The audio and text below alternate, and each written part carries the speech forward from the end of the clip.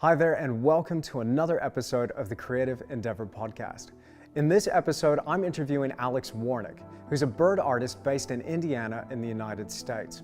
Now, I've been following Alex on Instagram for some time, and I just love seeing her work come up on my feed. She's got a really precise and accurate way of detailing her paintings. So I wanted to ask her all about her work, but also her strategies for success when it comes to her art business. I really enjoyed this conversation. I hope you will too. Here's Alex Warnick.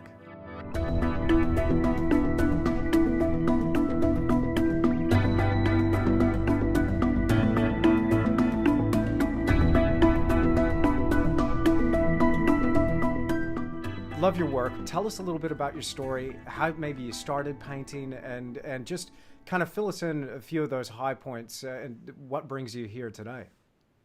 Okay.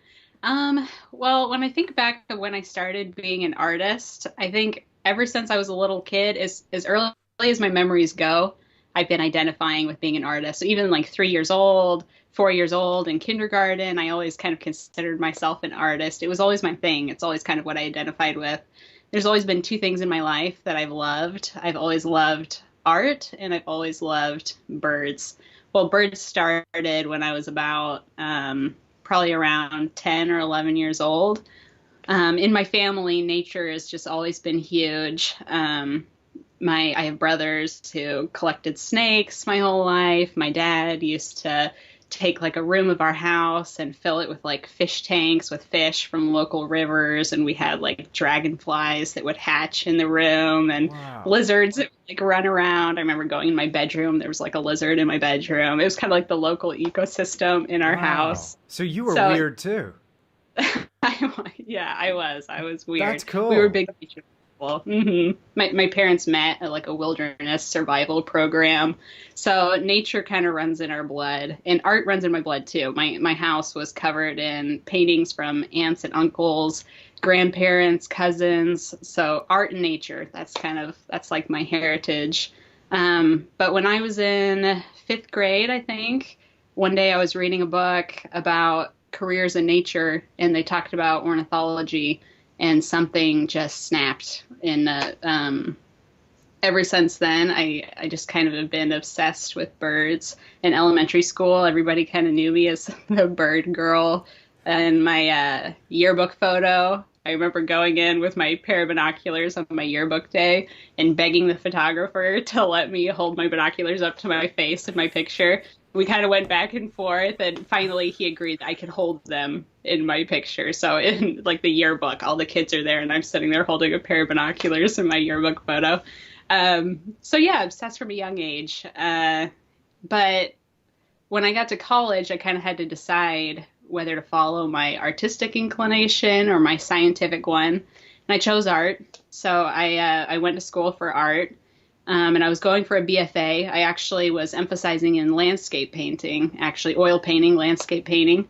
But towards the very end, I think I kind of felt like, I feel like there's milestones in your life where these kind of mile markers, where in high school, your future only goes as far as high school. You can't see past it.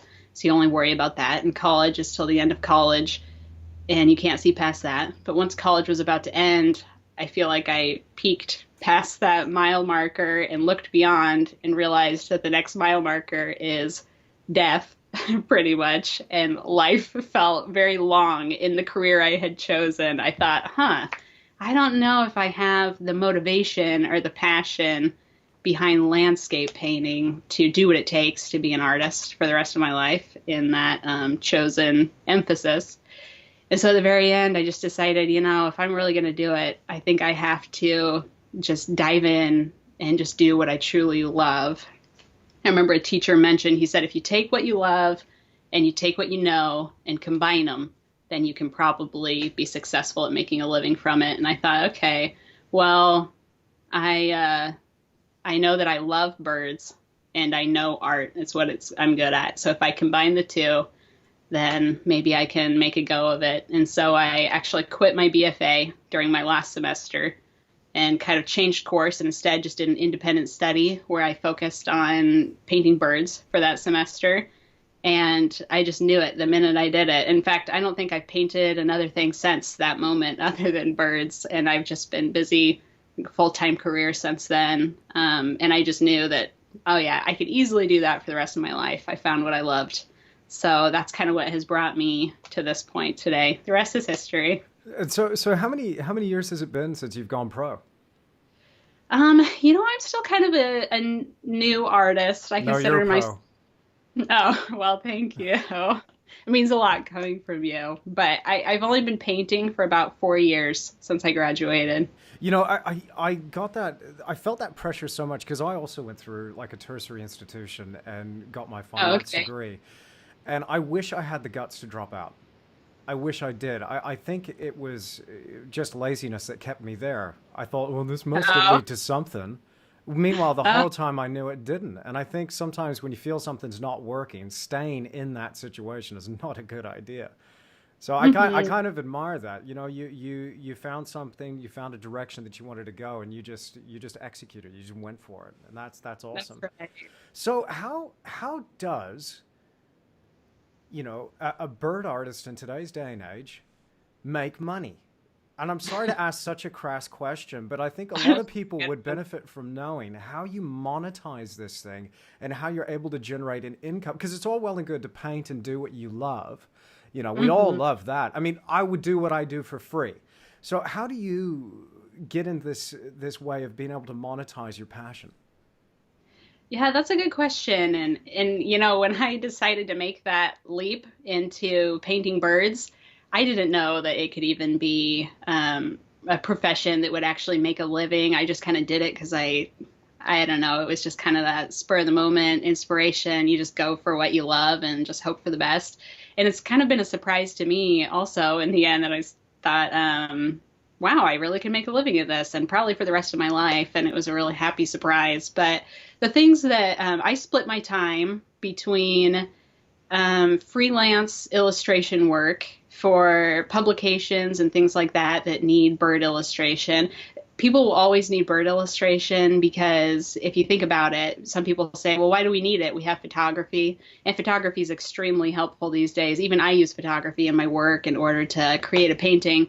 But when you think about somebody creating a field guide or a textbook, and they want to portray a bird in lots of birds even in like a very nice classic pose that makes it easy to identify. If you think about the logistics of a photographer going into the middle of the jungle somewhere and getting the perfect setup of a photograph of all these species they need, that's just logistically so much harder than an artist doing it instead.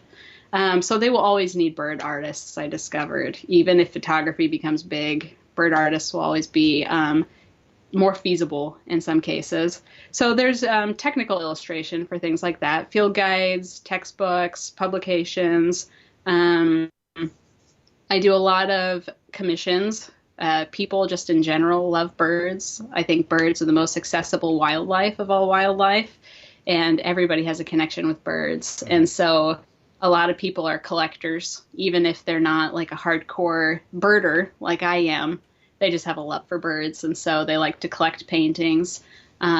Then, of course, there's hardcore birders, which birding is the fastest growing outdoor pastime in the world. And so that's always growing. So there's people who are interested and commission work for me privately. I've done corporate commissions, like a coffee table style book, because birds are beautiful. So just aesthetically, they make beautiful paintings. So half of my time is spent doing that type illustration. And then the other half is spent kind of more with fine art. I do a lot of just of my own painting for shows, galleries, and things like that. So it's kind of split. Ooh, okay, okay. Look, there's so much good stuff there. There's pure gold there that I want to unpack. But while Oh, while okay. you mention that buzzword, because my ears even prick when I hear the word gallery or galleries. I'm like, ooh, Mhm. how do you make that work? How does, and this is a question that I probably get more than anything. How do I get my work into galleries? My personal philosophy at the moment is don't do it. It's a terrible idea, terrible idea. But I have a very weird relationship with them. But I'm always curious to hear other professionals talk about galleries and their experience. And some of it, most of it's very positive. So Uh-huh. I'll grant them that. But Well, how did you find going about navigating that relationship? How did you get into a gallery to begin with? to be perfectly honest, I'm a little bit of your same mindset in that, I do feel for gallery owners these days, and that maybe their day is coming to a close at some point, just because in the past they were necessary, and that they were the only they kind of connected artists with the collectors. And now that we have things like internet and social media and things that can connect the artists with the collectors directly, gallery owners are becoming, or galleries in general are becoming, just not quite as necessary. Of course, there will always be painting. There will always be a market for extreme fine art collecting, and in a very knowledgeable field. Gallery owners also have a lot of expertise that make them very helpful for people who are true collectors and seeking to do it as an investment. So I think that will always be needed and necessary. And there will be certain types of artists that will always benefit from being involved, like in a gallery and connecting with very high-end collectors. For me, I think that it's not as necessary for me. I do really like working with galleries because it can open me up to a new audience that I wouldn't connect with otherwise on my own. A gallery can find a new audience. But it is true that I am sometimes a little less reluctant to send my work to a gallery, because I do only then get a certain portion of the profit in the end of a sale of a painting, whereas I could have just sold it myself and made the entire profit. But mostly the connections that I've made with galleries, they've actually, to be honest, most of them have approached me because I feel kind of the same way you do. I haven't really gone out there to try and get my work in galleries. I'm not really on the offense when it comes to that. But people who approach me, I think one of the best ways to do it is to start something like an Instagram account, something where they can find you. Start following them, their accounts, getting involved, and finding ones that really fit what you're doing.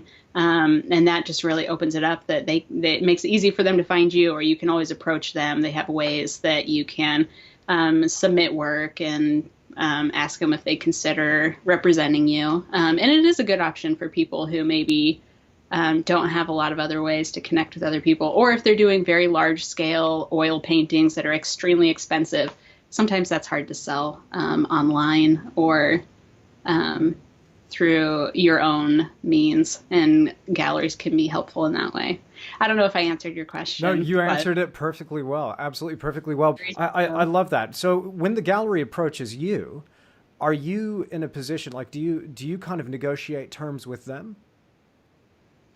In the few instances of the different galleries I've been involved in, I haven't negotiated terms, just because from what I've researched, the terms that most galleries have, for instance, the percentage of commission that they take, it seemed fair for the people who approached me, especially for the level I'm at in my career. I think most of them kind of do a 50-50. In fact, sometimes that's good for somebody who's just starting out in certain galleries. It could be 60-40.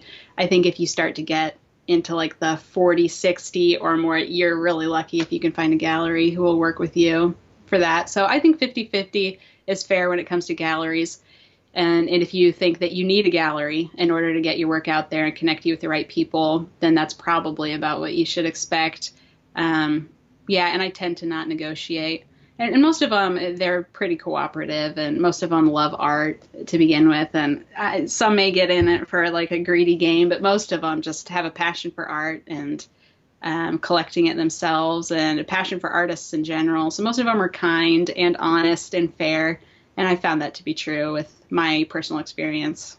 I'm really glad you put that in there, because it sounds a lot like I'm hating on galleries. Oh. And I appreciate that. I mean, because many of them, listen, I've met some dirtbags, but many of them have been awesome people. But okay, so when it comes to, say, finding, that balance, you're coming to market with your painting, and you've got to figure out where you're at, and you're going to price your work. Could you talk to us about that way that you would find and establish that price point, and then how you manage that, subsequently? Like, how does that build? How does that grow? How is that scaled? Hmm. That's a very good question. I remember when I started out, that was one of the most frustrating things for me was trying to figure out pricing. I'm sure it is for most beginning artists. For me, I just went ahead and did a comparison. I looked at other people who were doing similar work to what I was doing and then priced it based on what would be competitive or based on the quality of my work compared to other people's. And I started out by doing it that way. Um, and I came up in the beginning, I wasn't coming up with a formula. I was just thinking, okay, this painting would probably go for about this much. And for every painting, I would choose a new price and for what, based on the amount of time I put into it or whatever it might be. And then eventually that just began to get really stressful. And every time I priced a painting, I was questioning if it was the right price. If somebody said it was too expensive for them, then I questioned that price and I thought, should I drop my prices? And it was really stressful. So in the end, I created a formula that I do length plus width times a certain multiplier equals then the price of my painting. Some people will do length times width, and get a certain multiple. For me, for what I do, because I tend to work smaller, length plus width works better for me. And then as time goes on, I'll increase that multiplier. I think I read somewhere that they told me in the beginning that if you can sell, I think it was 75% of your work in a 6-month period, maybe, then you're safe to raise your prices. And so I kind of did that in the beginning. I started kind of at a lower end, length plus width times a multiplier. And then after 6 months, I was able to sell most of my work. So I thought, okay, so that means I can raise the multiplier. And so I do. And that just takes away all of the stress because I know, okay, at this exact formula, paintings sell. I know they can. So if somebody can't pay that price, I just understand that maybe it's not for them, but I can sell a painting at this price. So it takes away the stress. And then as time goes on, I continue to raise. And it just kind of is a very formulaic way to do it, very objective, that feels good. And so I'll probably just continue raising my prices as long as I keep selling paintings according to that formula. I felt this internal resistance when I started pricing my work. And in fact, in the beginning, I didn't price my work. I had a gallery owner do it for me. They took where I was at. Okay. He looked at the painting and he said, no, you're not getting that. I'm doubling the price. I was like, you can't do that.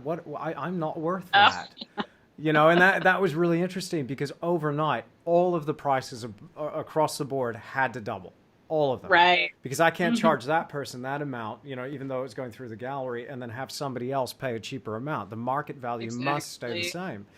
And so I think for me, that was a big thing, is just kind of understanding my own self-worth. But we also, I was wondering if you'd feel comfortable talking a little bit about money. I mean, because you seem very business-minded about this, and I love that.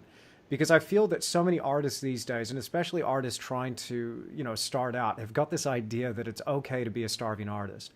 That it's okay to play small. It's okay to just suffer for your art, man. Maybe talk a little bit about your own personal relationship with being comfortable accepting money for your work and being okay with going, you know what? I want to be wealthy. I want to make money doing this. Hmm. Yeah, that's good. Because in the beginning it was hard. You kind of feel like you're doing a service in a way. You're serving people with your art, and then to ask them for money for it was a little bit of a learning curve in the beginning for me. And I think in lots of cases I did tend to underprice my work. And that's also one reason I didn't want to go by like a strict formula because, if somebody seemed like they couldn't pay the full amount, I wanted to drop the price of a painting and things like that. And pretty soon I just... you kind of learn fast that you have to treat it like a business if you are going to survive at all. Not that it has to be stuffy or drudgery. I kind of think the business is fun. It's kind of a game for me, trying to figure it out. It can be fun. Marketing is kind of a fun game. I think that I've just kind of learned that in being an artist, you have to be as much of a marketer as you are an artist. Of course, there's all different types of artists, just like there's different types of athletes. There's the Olympic swimmer who's swimming for the purpose of winning the Olympics and being the very best. There's swimmers who just like to go and jump in the lake after school and just swim for fun. There's the people who just like to swim laps in a pool in the morning before work just for exercise. And I think it's the same with artists. There are lots of different types of art, different types of artists who have different purposes and end goals with their art. But if your end goal is to have this be what you do for the rest of your life and only this and nothing else, then you do have to learn to be a business person. And yeah, I learned that pretty quick. And now the money game is not as much of a greedy game for me as it is a fun game, seeing if I really can make it work, just being an artist. And I've learned too that, the way I can serve is making it so I have art at different price points. Maybe I can put it that way. If you feel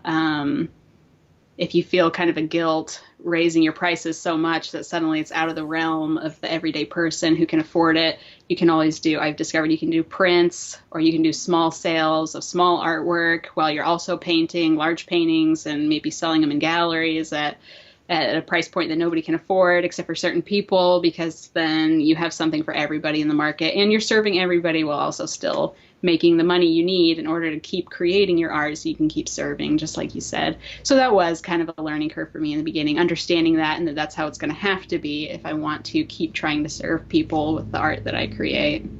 You mentioned something there just a little while ago about goals. Do you set goals with your, personally and with your business? And if you do, could you share with us what a couple of those goals are? Yeah, actually, I'm definitely a goal-oriented person.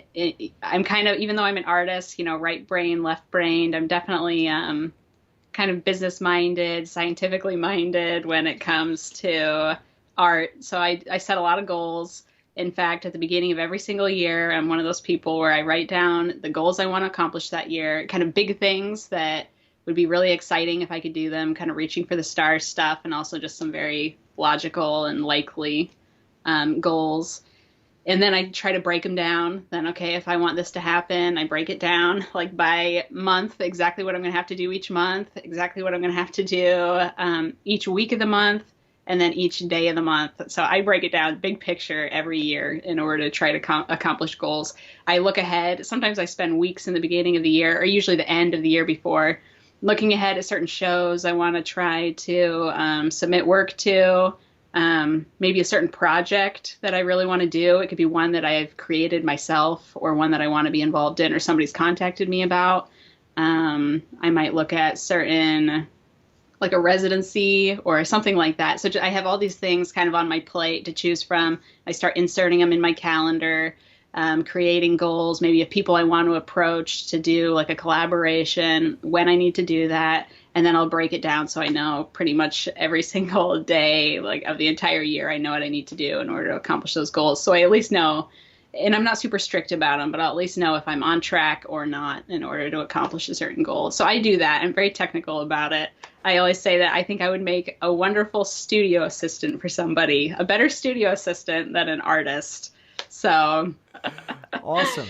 yeah, I say I need to get one for myself, but I'd be sad because that's the part I love. Sometimes I say, maybe I can get somebody to do the painting for me and I'll do all the business. But I love painting too. But so yeah, I'm definitely a goal setter. Some of the goals, sometimes I think I'll look out there in the world of birding and art, and I see people that I would have the potential to collaborate with that might kind of be a pipe dream. But I will set that as a goal and then see what baby steps I need to take that might lead to it. And it might be baby steps like maybe just become a better artist so they'll even consider working with me. Okay, well, what areas in my art are weaknesses that then I can start developing? Or it might be become better known so that they think I'm a little bit more worthwhile in actually making a connection with. And so how can I do that? And, maybe it's getting more followers on Instagram or not, or maybe it's just submitting to more articles and publications or whatever it might be. So I like breaking down things into goals and baby steps. That's one of my favorite parts about being an artist is accomplishing what might seem impossible to me now. Awesome. Awesome. Can you give me an example of one of those shooting for the stars goals? Yeah. I want a really embarrassing one. Something you're like, no way. Okay, but I'll say it. Just go for it. You go and then I'll go. That's a good. Okay, let's see. Let me think of one. Um, well, for me right now, a shooting for the stars goal. And all these right now, like I say, they're shooting for the stars, and maybe someday I'll laugh at myself because then I'll be like, that was shooting for the stars. That's normal now, but Yeah. that's what's wonderful about it. But for me, I'm trying to get a lot of the stuff that I use for free. That's going to be my shooting for the stars. Like some of the optics and things like that I use that can be extremely expensive. I have goals of collaborating with people that then will make it so that I have those things for free to for the rest of my life, hopefully. And so that's kind of a shooting for the stars thing for me because that's a lot of money that somebody would have to put out for me. But that's a goal I have. Working right now, I have my eyes on a museum. That's kind of a shooting for the stars goal, collaborating with them. But I'm already discussing with them in discussions. And that was just spur of the moment because I thought this is shooting with for the stars. But I thought, why not write them an email this week and try to set something up? And so I did. And then suddenly they contacted me back. And I thought, wow, that one might happen faster than I expected. It's just fun to see how big you can go, how fast. And, if you fail, you fail. But there's nothing wrong with failing. It's just fun to try. I love that you say that.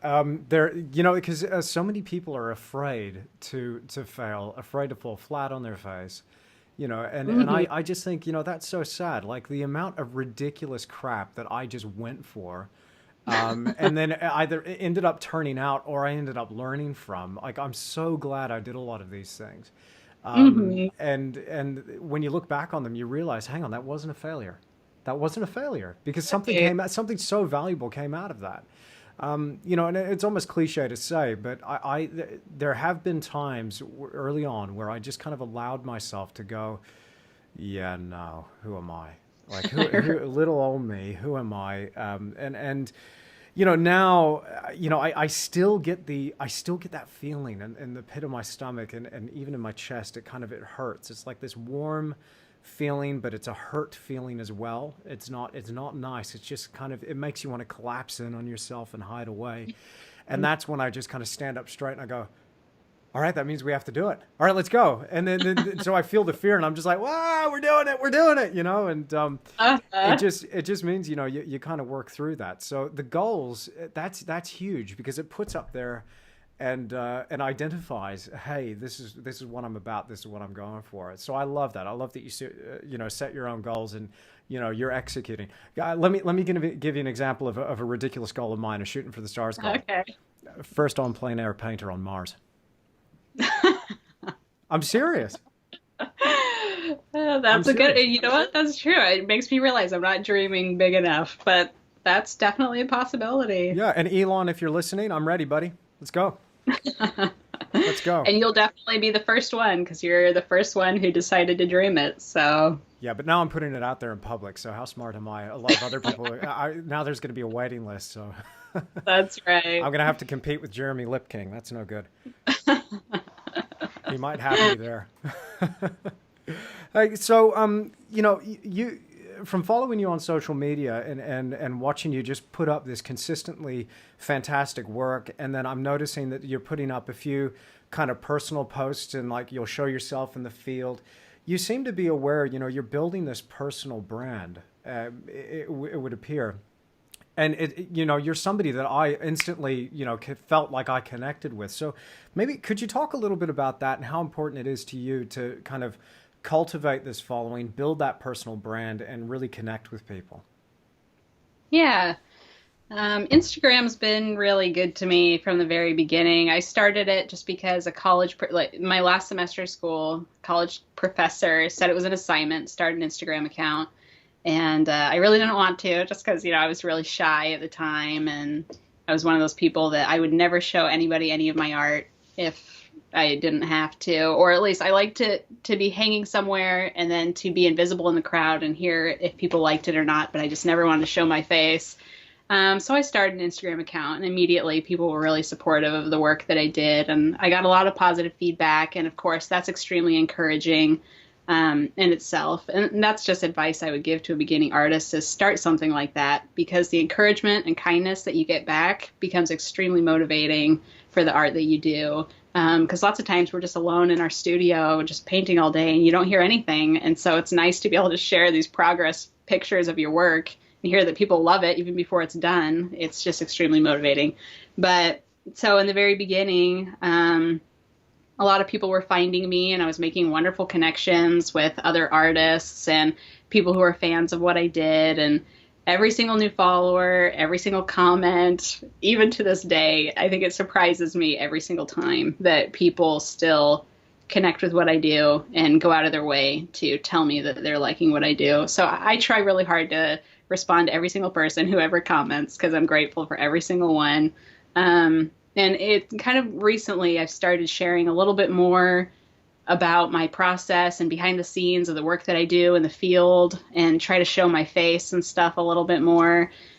At first I thought I wouldn't. I thought I would just share the art, but then I realized that, like you were saying in the beginning, there's certain aspects of what we do that then you realize is kind of selfishness. And I think that part of not wanting to show myself was a little bit of selfishness. I guess it was keeping me from really connecting even more with the people who were being so kind to me. So some people might not like it, but I love it when people show themselves every once in a while, because suddenly they're a real person. And I just become more invested in what they're doing. And so I've been trying to do that. And I have a lot of people who are just buddies through social media that sometimes when I remember that I've never met them in real life, it blows my mind, because I'm like, oh, they're one of my really good friends. I can't believe I've actually never met them before. I made wonderful connections with artists who have been role models for me even since I was a little kid. Now I've made connections with them on Instagram. It's a wonderful platform because it's so casual. Oh, give us an example. Sorry, give us an example of somebody that you connected with, because that's so exciting. Okay. Yeah, there are some wonderful artists that one of the things that inspired me as a kid were these wildlife catalogs that my parents used to pick up from used bookstores. And I used to flip through those things all the time, do little master copies, like my 10-year-old self, drawing these paintings by these artists.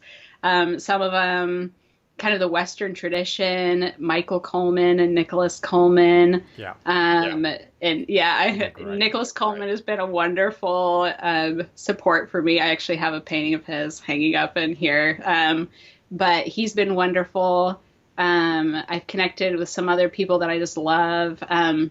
James Prozac. Some of these are embarrassing to mention on here because I don't tell them how much they were an inspiration for me as a kid, but they were. James Prozac. I've loved his work forever. I discovered him in a book or two a long time ago, and then connecting with him on Instagram, and now he owns some of my work. And that was just something that was really special to me. And just little things like that, just connecting with these wonderful people, or even just like family members of artists that I admired. And maybe the artists themselves aren't around anymore, but their family members have connected with me. And that's just kind of been special. And it's just it's been kind of amazing to me to see that Instagram gets rid of all formality.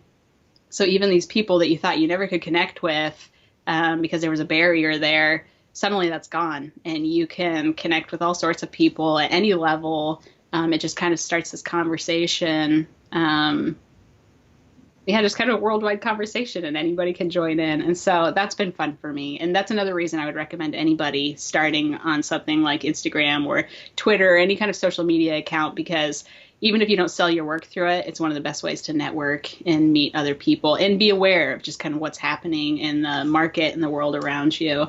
So yeah, that's been exciting. Do you listen to audiobooks? I do. What do you listen to while you paint? Sometimes I can't listen to anything because I have to concentrate. But when I do listen to things, I like to do podcasts a lot. There's a lot of podcasts out there that I love. Most of them are nature related. There's not a whole ton of art podcasts. There's a few, but that's also why I was really excited to hear that you were starting this. A couple of the nature podcasts I listen to, bird guides, or field guides, I think they're actually called. Nature Guys.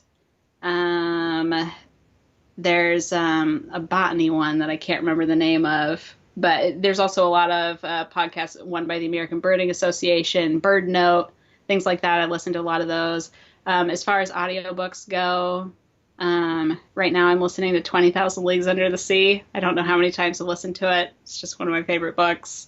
I like to listen to, a lot of them are kind of nature related, young adult fiction, My Side of the Mountain, things like that, because it kind of puts me in the mood while I'm painting that kind of a naturalist mindset. So those are the things I listen to the most. Brilliant. Do you listen to any kind of nonfiction, informational, inspirational type stuff? Yeah, I do. I listen to a ton. I listen to quite a few business books, and I might have to look at what they are because titles. I have my Audible account here. Known by Mark Schaefer. In a Pit with a Lion on a Snowy Day by Mark Batterson, and things like that. And they're very inspirational business books. I will say that one of the most motivating things for me, and this will be, there'll be people on both sides of the coin, whether or not they think this is great or not. But I have listened to a lot of like law of attraction books. I don't know if you're familiar with that. Oh, yeah. And whether people, whether they buy into the fact that law of attraction is a real thing or not. There's no arguing that just positive thinking will make you more successful. And as soon as I just started to feel positive with my work, and that was one of the biggest things with goals, having dreams, shooting for the stars, and then just not letting failure and discouragement even be an issue, just kind of casting them aside and just deciding you're just going to be hopeful and think positive all the time. That's been one of the most helpful things for me, because suddenly opportunities come and you do accomplish goals and dreams do come true, and they wouldn't have if you had just succumbed to the discouragement from the beginning. So those have been very helpful. If nothing else, they're just a great pep talk. Give us your a law of attraction author, maybe a book somebody can go and check out, download on Audible. Okay. Let me see. I've listened to a lot. Let me see which one I would recommend. The Secret? Yeah, definitely The Secret is one where the movie, if you watch it every couple of months, I'll just watch it again, just because it gets you they're pretty much telling you that anything you want out of life, your biggest dreams can come true. And just believing that alone is powerful in itself, because that means you're going to try. And I'm a believer too. People might remember in one of the episodes for this podcast, we interviewed Dr. John DeMartini, who was on The Secret. Oh, okay. Wow. That's great. That guy's awesome. He's on fire. Oh, that's wonderful. Well, yeah, I definitely, whether people want, really believe in kind of the metaphysical side or just the fact of thinking positive, that's a scientific fact. It's going to make you more successful. I mean, that's proven science. So I think just in general, reading those things is helpful. Just because that's a big part. The people who succeed are the ones who believe they can, or unwilling to believe that they can't. So I would recommend that. It's been helpful for me. Awesome. You sound like somebody who's, you don't seem to have any trouble staying on top of it, staying dedicated, disciplined, and motivated. So how do you, stay on top of it? How do you just keep that focus and just laser in and just get it done? Yeah, I think that's kind of a challenge for me too. And I think that's probably something I hear from almost every artist, that it is a challenge all the time to be your own boss and to make yourself do the work when nobody is there in the studio telling you to do it. And I definitely have those days where I am just extremely lazy and I just cannot bring myself to do it. And those are probably more often than I would like to admit, but they happen. But I found that the best way to counteract that is to create projects for myself that have deadlines, and it forces you to work. You have to do the work no matter what, because you have deadlines. And even when nobody's come to me with a deadline, that's when I create my own project, approach somebody, and create a deadline for myself. And so I do. I'm pretty, I have a good routine, and I'm pretty consistent that I get up and I probably start working in the studio around 9 o'clock in the morning every day. Because before that, I do other things that are important, like exercising and things that keep you sane. And I'll probably paint until, depending on how intense my deadlines are, I'll paint at least till 3 p.m. every day.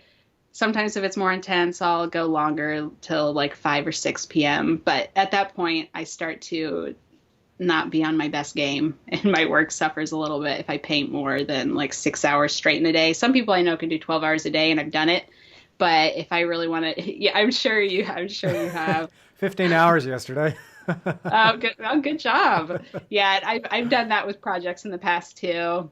And sometimes I don't know if it's the work that I do is extremely detailed or cerebral, but I get burnt out after about 6 hours of that straight. Sure. Yeah, it's difficult to sustain. I mean, especially with the quality of your work and the intricacy to it. I mean, with me, I feel like often I'm just slapping paint around, having a good time. But I mean, I look at you and with something like a field guide, you can't be creative with those feathers. But yet somehow you manage to make these look like works of art. It's just exquisite. But I'm looking at how fine these images are and how well executed they are. I mean, look, for people listening, you want to see some work that is well executed, somebody who knows her stuff. You got to check out Alex Warnick. If you're just listening to this and you're not following her right now on Instagram, change that immediately. Go follow her. Look, I've really, really appreciated your time. There's just a few more questions I'd like to squeeze in here if we've got a little bit more time together. Yeah, okay. I'm constantly getting asked for advice. And in fact, that's what inspired me to start this podcast in the first place, is so many people are like, Andrew, how do I get in galleries? Or how do I price my work? Or how do I stay motivated? Or how do I go about being an artist in the first place? I'm like, I don't know, man. Like, I just do what I do. Well, let me ask some people and get back to you, And so that's what kind of started this whole thing off. So let's say you're talking to somebody who's... or better yet, let's ask it this way. I like it when other interviewers have asked this kind of question. Let's say you're offering your 12-year-old self some advice. What are you going to say to her? That's a good question. I think I would go back to kind of what I said in the beginning, that if you combine what you know with what you love, you're probably going to be a success, because you'll do what it takes to make it a success. And anything can be a success, I think, if you're willing to work hard enough for it. And if you love it, it won't feel like work. So I think that's probably the best advice I would give, is just to go for it, and to be creative in your business. There's a million ways to make something work, and most of them people just haven't tried yet. And if you just get creative, you can do it and make your personal dream work on your own terms, however you want to do it. At least that's what I believe. It's worked for me, and that's something I'm very grateful for. And I think that can probably work for most people too. Absolutely. Hey, let me ask you, who are your heroes? Who are your heroes? Like from all time, like old masters, painters from the past, naturalists, biologists, ornithologists. Who are those people that you've got on your Mount Rushmore?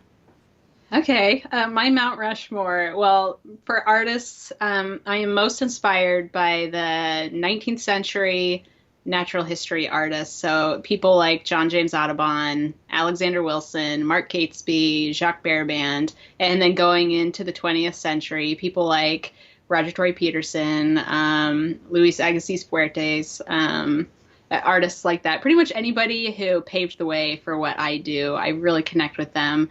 And in terms of just people in general, Roger Tory Peterson is one of my heroes. In 6th grade, I remember I made a paper mache mask of his face and wore it for a book report project that I did on him. And I was actually born in his hometown where he was born, so he's just always been a hero of mine.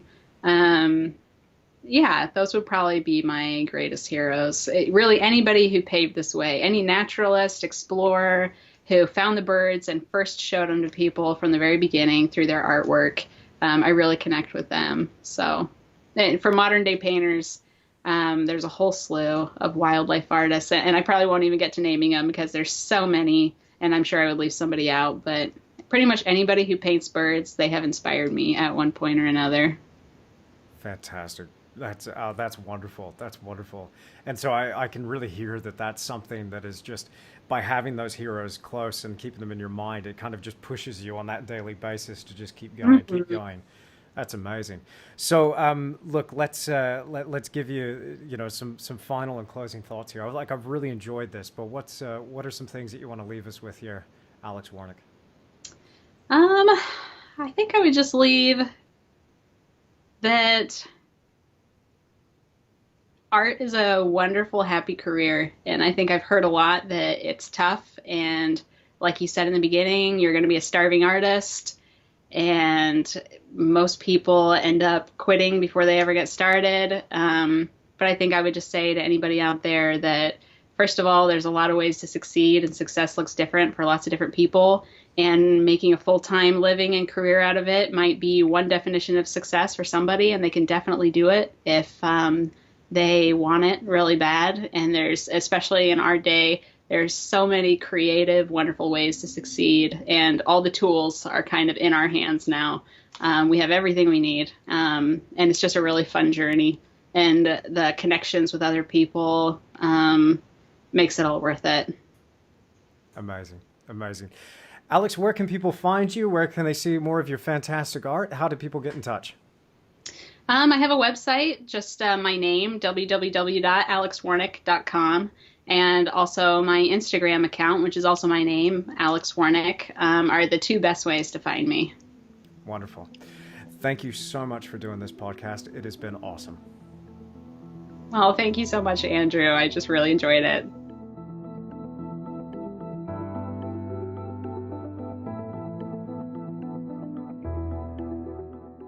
Now, I really hope that you've enjoyed this episode of the Creative Endeavour podcast, and a big thank you to Alex Warnick for joining me. If you want to see more of her work, then make sure you click those links in the description down below. I've linked to both her website and her Instagram. Now, if you liked this video and you want to see more of these podcasts, then make sure you hit that like button for me and leave me a comment down below. If you want to come back for more, see more videos just like this one, or some how to paint videos, then make sure you're subscribed to this channel. As always, you can find me on Instagram and Facebook, but most important, make sure you subscribe through my website at andrewtischler.com. Thanks so much for stopping by, and I'll see you again soon.